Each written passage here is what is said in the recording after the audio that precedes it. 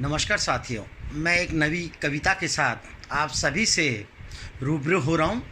मेरी कविता का शीर्षक है पहाड़ की व्यथा। जीवन में आती है कई बार अड़चन। भावुक है मेरा मन सजल है नयन। भावुक है मेरा मन सजल है नयन, क्योंकि पहाड़ों में बीता है मेरा भी अल्प बचपन। क्योंकि पहाड़ों में भी बीता है मेरा अल्प बचपन, उससे ही प्रेरित होकर लिख रहा हूँ मैं यह कथन। उससे ही प्रेरित होकर मैं लिख रहा हूँ यह कथन। ढोल की थाप, दमों की तान, मांगलिक कार्यों के मंगलगान। ढोल की थाप, दमों की तान, मांगलिक कार्यों के मंगलगान, जो है हमारी देवस्थली संस्कृति की पहचान, धीरे धीरे लुप्त होने लगी जब हमने दिखाई अपनी झूठी शान। धीरे धीरे लुप्त होने लगी जब दिखाई हमने अपनी झूठी शान। पहाड़ जो वर्षों से था वीरान, पहाड़ जो वर्षों से था वीरान, खेत खलिहान हो चुके थे सुनसान। खेत खलिहान हो चुके थे सुनसान, यकायक ही समय ने करवट ली, बुजुर्गों के चेहरे पे लौट आई फिर से मुस्कान। यकायक ही समय ने करवट ली, बुजुर्गों के चेहरे पे लौट आई फिर से मुस्कान। इनके मायूस चेहरे पढ़ लेना नहीं था आसान।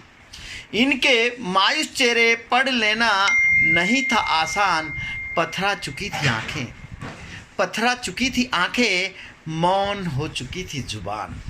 पथरा चुकी थी आंखें, मौन हो चुकी थी जुबान। दीमक और जाले लग चुके थे घरों में, दीमक और जाले लग चुके थे घरों में, जर्जर हो चुके थे मकान।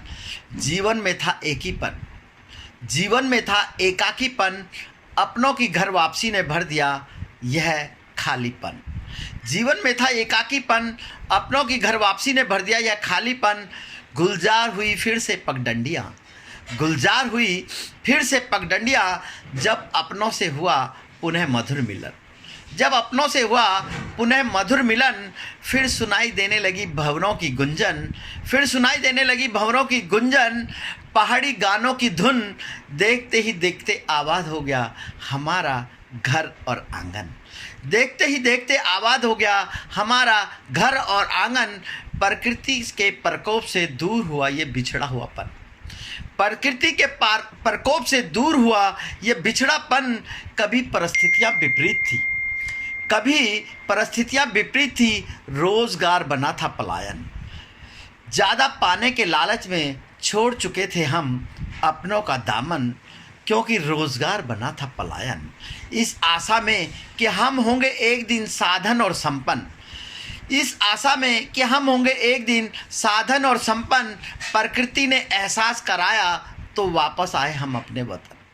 प्रकृति ने जब एहसास कराया तो वापस आए हम अपने वतन। स्थिति ऐसी बनी अपनों का फिर से करना पड़ा आलिंगन। स्थिति ऐसी बनी कि अपनों का करना पड़ा आलिंगन। महकने चहकने लगे तन और मन, महकने चहकने लगे तन और मन। भूल चुका था रिश्तों की गर्माहट, सूख चुका था मेरी आंखों का पानी। भूल चुका था रिश्तों की गर्माहट, सूख चुका था आंखों का पानी। रिश्तों का ऐसा सैलाब आया, रिश्तों का ऐसा सैलाब आया, याद आए दादा दादी नाना और नानी। जो खो चुके हम शहरों में उसका तो अब गम नहीं है, जो खो चुके हम शहरों में उसका गम नहीं है। जो अपनों से मिला है वो किसी से कम नहीं है। जो छूट गया वो बस एक ख्वाब था, जो छूट गया वो बस एक ख्वाब था।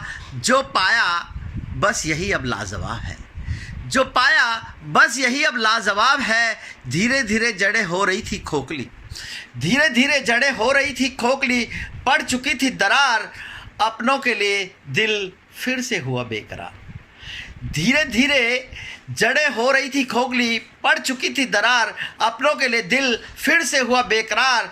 जो थे खात्मे के कागार पर उनमें फिर पड़ने लगी रस की धार। जो रिश्ते थे खात्मे के कागार पर उनमें फिर पड़ने लगी रस की धार।